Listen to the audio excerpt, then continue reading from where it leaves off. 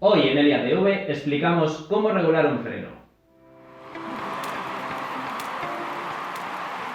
Cuando veamos que de repente tenemos que alzar mucho el talón y que picamos mucho de la puntera, significa que tenemos que cambiar el freno o que está mal regulado. ¿Cómo lo sabemos? Pues si el freno está desgastado es que la figura de delante, que tiene estos agujeros, empieza a borrarse o ya está borrada. Patinadores, patinadoras, nunca llega este momento en el que se vea el hierro.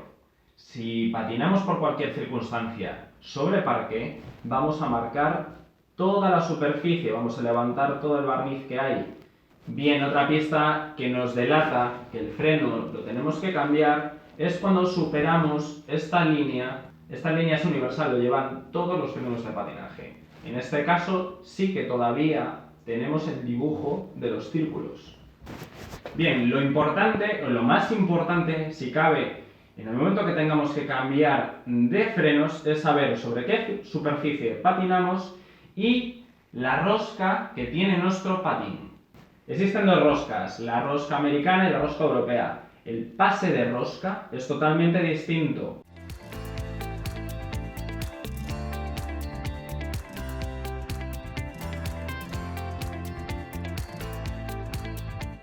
Si introducimos una rosca americana en una rosca de una plancha europea, podemos llegar incluso a pasarla de rosca y por lo tanto desechar por completo la plancha.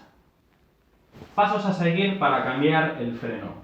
Primero necesitamos una llave fija, probablemente una Allen del 5. Introducimos la Allen y la giramos en sentido contrario a las agujas del reloj. No hace falta de todo sacar el tornillo. A continuación extraemos por completo el freno y lo medimos con su predecesor. Aquí tenemos un juego de ambra totalmente nuevo que vamos a medir la rosca. ¿Cómo se mide la rosca? Si es igual a la que la teníamos. Superponiendo las dos roscas y viendo que encajan, significa que es la rosca adecuada. Una vez comprobado eso, volvemos a introducir el freno nuevo. Bien, una de las preguntas que nos hacíais es ¿hasta qué altura he de introducir el freno para que esté bien regulado? Levantar el talón como si estuviésemos frenando con el freno. Es muy importante que midamos la altura que levanta el talón respecto a la base de la rueda con el suelo. Tiene que haber 2,5 centímetros o 3. Uno de los trucos que podemos aprender es, como nunca llevamos 1 metro siempre en la mochila, es medirnos los dedos.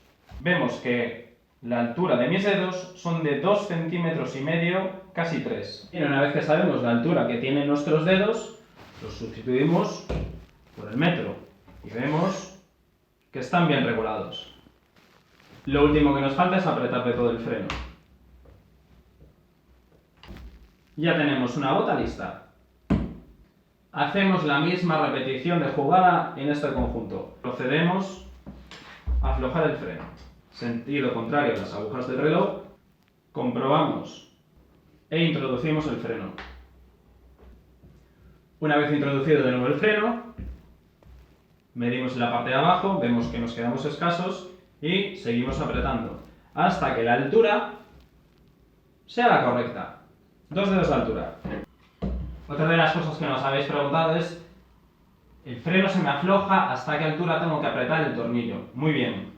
Un consejo, que estas dos partes que dividen la plancha en dos nunca se junten. Significaría que el freno está demasiado apretado. Si apretamos demasiado este tornillo y juntamos estas dos partes de la plancha, probablemente o nos carguemos la rosca o nos carguemos la cabeza del tornillo. Nunca lo podéis hacer, ¿vale? Incluso os puede salir muy caro porque podemos cargarnos de toda la plancha. Terminamos la práctica de hoy con este tutorial de la regulación del freno. Vamos a valorarla con nuestro barómetro habitual con un 1 porque realmente es muy sencillo. Es aflojar un tornillo, sacar un freno, introducir otro freno y apretar el mismo tornillo. Lo único que tenemos que saber es la fuerza con la que tenemos que apretar ese tornillo y a la altura a la que debemos regular el dicho freno. Pues bien, hasta aquí el vídeo de hoy, espero que os haya servido este tutorial y nos vemos el próximo día aquí en el IATV, no te lo pierdas.